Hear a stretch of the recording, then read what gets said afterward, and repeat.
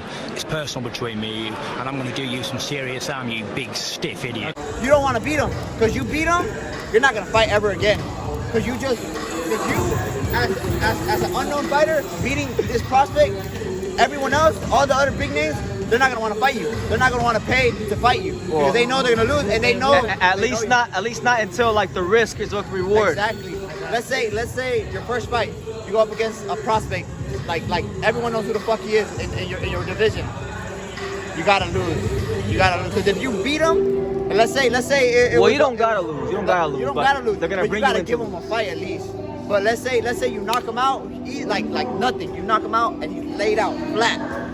All the big names that are coming up, they're not gonna want to fight you. And let's say you don't have the advantages other people have. Other people have money. Depending on your promoter, they pay your opponent to fight you, because no one wants to fight to lose. They want to win. So let's say you, as that zero fighter, you win that big fight as your first fight. No one's gonna fight you. You're gonna have to pay out of your pocket to fight someone else. And you don't have that kind of money at the point in your life that you are, because you don't have any promoters, you don't have nothing. It's just you and your coach, and your coach is probably your manager. Your coach is probably doing everything. The thing is too, like really, like the people who really control boxing are the networks, right? Because the networks are the ones that have the money. So like Showtime, ESPN, those are the ones that really control the sport. So let's say like if Edwin was a gold medal, let's say Edwin was an Olympian, right, for Mexico or USA or whatever, and Edwin winds up signing a multi-million-dollar deal to go into the pros. If he loses a fight, they're still gonna try to get him fights where he can win, because they already have money invested in him, right? If you're someone who didn't have the hot big amateur career, odds are they're not gonna invest money in you right away until you actually prove yourself. So for example, like Terrence Crawford is a good example, right? Terrence Crawford wasn't like a US Olympian, so he had to take fights that were like, maybe like not to his advantage early on, and he had to win those fights and prove himself. And then once he got to a certain point, then he could dictate things more. It's levels to it. There's levels, yeah. There's levels. Yeah, boxing is a lot like business at the end of the day. Yeah, like but the professional boxing is a lot like chess. It's a lot like chess. Everyone has their own position. Everyone's trying to get to a certain position. So like, oh yeah, my bad. And that's what you got to be careful for. Your promoters, they're not on your side. Your coach, it could be you train with your coach your whole life. You're not. His intention is to have a good fighter. But as soon as shit comes up, let's say he's low on cash, let's say some crazy shit happens, he's gonna sell you out. I'm not saying our coach would do that, but a lot of coaches sell out their fighters. Yeah, we don't want to generalize. We don't want to generalize. Not every coach is bad. Not every coach is bad. But like when you get like Canelo and Eddie Reynoso, for example, like it's rare that you get a coach that sticks to the fighter the whole way through all the ups and downs. Because either the fighter loses a fight and he cans the coach, or the coach, cans the fighter. Like it's hard to keep that bond for years, Just look at Ryan Garcia right there. Yeah. With Golden Boy. Yeah. He fired his coach after the Tank Davis fight. He left Golden Boy. I don't know shit about it, because Yeah. We're not there. But you can hear about it. But you see it happen with big names like Ryan Garcia. If it can happen to him, it can happen to anybody. Anybody. Yeah. Anybody. That's why you always gotta take care of yourself. Let's say you're not feeling well. Let's say you go pro and you're not feeling well. You don't feel well for a fight that you got for the next month. Don't do the fight, no matter how much pressure your coach puts on you or how much your promoter pushes on you. Don't, because what they care about is the money. They don't give a fuck about your health. You could have COVID. You could have COVID. You could have Ebola. You could have like 5 deadly diseases. They'll throw your ass in that ring if it means a paycheck for them. What you think, man? Crazy,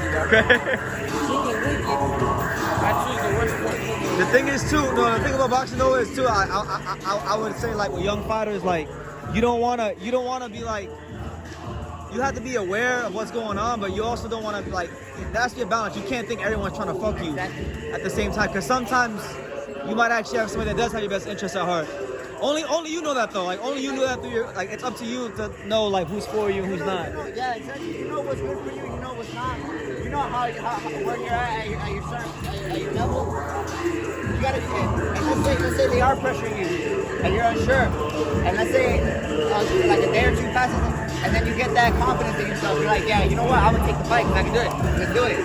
It's all about how you feel. If you're not ready for a fight, it's not worth. It's not worth like it's not worth the damage. It's not worth. Like, obviously, everyone cares about the reputation. I don't care about my reputation. I'm gonna fuck how You don't care? Like, I do. At a point, I do. It matters. But it matters to everyone. Everyone, but like, let's say you don't care about your reputation. There's 100,000 people right there who are gonna look at you like, oh, he's not a good fighter no more. Oh, he's a hype job, and then you're screwed over.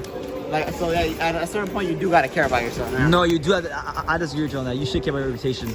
Like, I don't want people to think like I'm not good at covering boxing. Like, when people mention my name, I want them to say, yeah, he's good. Like, that's reputation. You're talking about like people's opinions. Yeah. Because that changes in boxing. You win one fight, and then everyone thinks you're great. You lose one fight, everyone thinks you're bad. Yeah. But as long as they know you're a good fighter and you're coming to fight, I think that's really all that matters. I want legacy. I don't care about that 50-0 record. I want to fight the best people in my division, or the best people in the next going up the ranks, like going up in I weight. want the legacy and the money. That's the most. There you go, my man. The legacy. I don't care about 35-12. As long as I know all the people I fought were like pound for pound the best. How about the money, man? I mean, yeah, obviously the money. Because it is called prize fighting, right? You gotta. Yeah, the money, honestly, He wants the money. I've never been the one to care about money. Like shit, I save every penny I can. I'm a penny pitcher, but like my money's gonna go to my mom and dad. Like no matter what. Money. You don't think it's all about money? That's fine right there. My money, most of my money, obviously, you gotta pay your promoter, you gotta pay everybody. But most of my money is gonna go to my mom and dad. I don't care. Okay. I don't care. And if I ever go back on my word, I have it. I got. You have it on I that got the camera? receipts. I got the You have it on receipts. that I'm gonna say, man. You Remember have when it you on was that like? camera? But I'm hoping for the best that I can do everything I want to do for my mom and dad. Because the thing is, you do need like the thing is, once you start, if you do actually start fighting professionally, you're gonna need money to run your training camps and eat right and Anything extra? travel to get good sparring. You know. Anything extra is going to my mom and dad. You know. Mom and dad.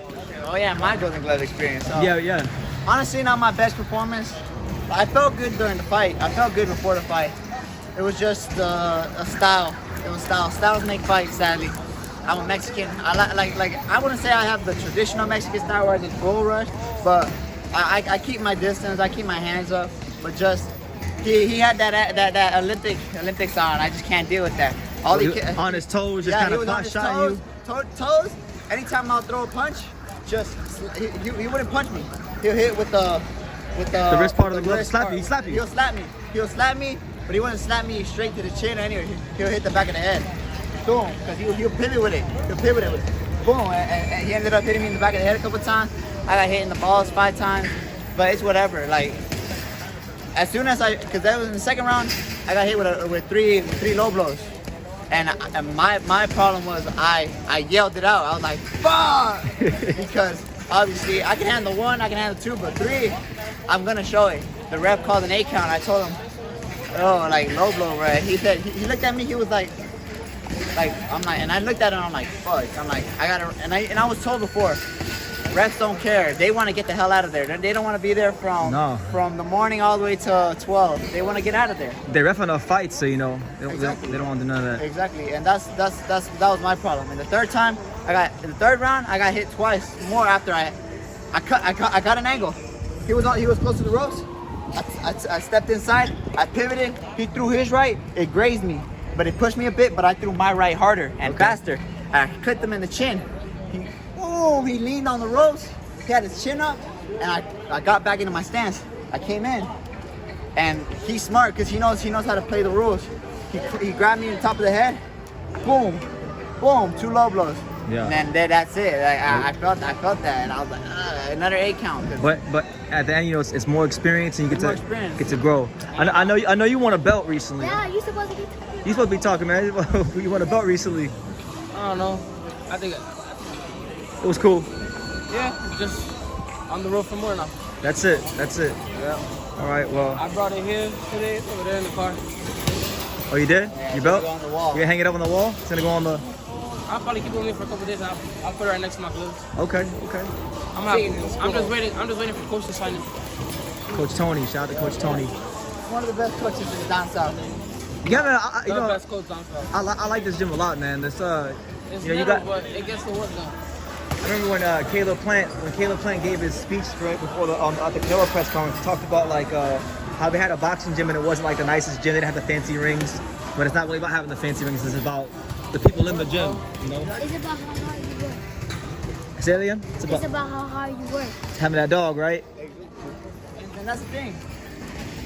A lot of people join. So yeah, tell people about Xtreme Body Works, because you know I know like in South Florida, right? Like everyone talks about like Broward County and other parts of Miami, but with the kangaroo. But they always forget about Homestead, and I feel like, you know, the city of Homestead. Cause I mean, I didn't grow up in Homestead. I'm from Broward originally, but Homestead has like a lot of character, in Homestead, a lot of grit. So like, It does. talk about that. We're down south, Homestead, Florida. I came here during the second year of this gym opening up. I came with my brother. He's the one who pushed me into becoming a boxer. Yep. He beat my ass in sparring at home. I had no training, nothing. He had gone to his gym for a month or two, and he was already, you know, beating kids, beating grown men, keeping up with them. And he beat me once. And after that, I was like, nah, I'm gonna train. And I trained. He taught me how to fight. And that was almost 5 years ago. I think it's 5 years ago now. And you haven't beat him yet. You haven't beat him up yet in sparring, but that day's coming. And I keep saying, when Edwin beats out Lewis in sparring, I want to make sure I get it on camera. Exactly. We're gonna put Lewis exposed. It's been 5 years. 5 years of me training nonstop. I've lost friends. I missed a lot of senior events. Boxing will do that to you. Boxing does that to you. But the thing is, but you gain friends too. I gain friends too. The people in the gym are my friends. This is my family. I consider my coach as like my second dad. Yeah. Like I'm every day I'm with them. It's pretty much like I know them already, like since I was little. And well, we're a small gym. We're a local gym here down south. All the kids here from Homestead, Florida, they're probably from the ranch as well. That's still part of Florida Homestead. City. I don't care. That's still part of Homestead. We're all one big. Or the Goulds. Everyone looks out for each other. Yeah. Well, most of the time. Yeah. You know. Everyone knows what's going on right here. Everyone's in touch. Homestead Social. Shout out to Homestead Shout out to Social. Homestead Social. Everyone's in touch. And yeah, everyone enjoys themselves.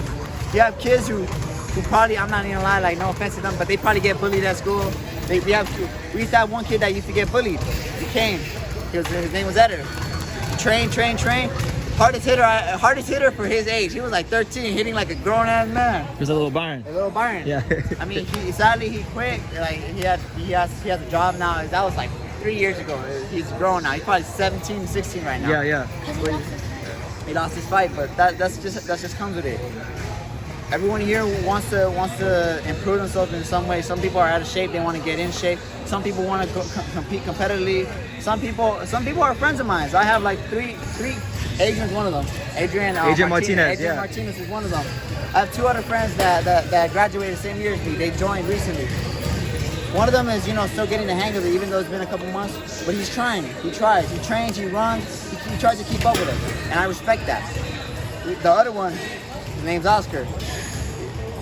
He's a natural. I don't know why he's a natural. He's better than Oscar. Oscar's a natural. I'm not a natural, and I can see Oscar's over there in the hoodie. I can see. Oscar! I can see him getting better every day. He can already keep up with him. He's been here for 2 years. Yeah. Oscar here for a couple months. A year. Hey, they don't matter. Oscar right here can already keep up with someone with a year experience. He has like what, 2-3 months? I was gone for a whole month. I went to Mexico. I came back. I saw him. He was a different person. And Oscar was sharp. Oscar was sharp. And that's the thing. Everyone here isn't gonna start out the same. But we're all training together. We're all keeping in touch. We all support each other. If someone fights, we all support them. We watch the live. If we can't go there physically, we watch the live stream. They come back. He's lost. I've lost. Lewis lost. Everyone here has lost at least one. And it doesn't even have to be an amateur fight. Everyone here has lost in sparring, if you even consider that. Because that's not a loss. No, there's no such thing as losing in sparring. There's no such thing as losing in sparring. But some of these, and you can't win sparring either. Exactly. But some of these kids come in here on the first day, and then the first week wanting to spar, and like my coach puts me up with them. I go easy on them, soft taps. I don't even throw punches at that point. I'm just working on movement, getting myself. They help me get better with you know, lowering the pace because I always fight fast. And when I spar a beginner, I gotta slow the pace down. And that helps me, you know, control my breathing, keep my rhythm, find out what I can fix. And they get a little more confident. They get that reassurance. Absolutely. And that's what I love about this gym. Yeah. Well, Byron, I want to ask you, Byron, since you're the young killer, man.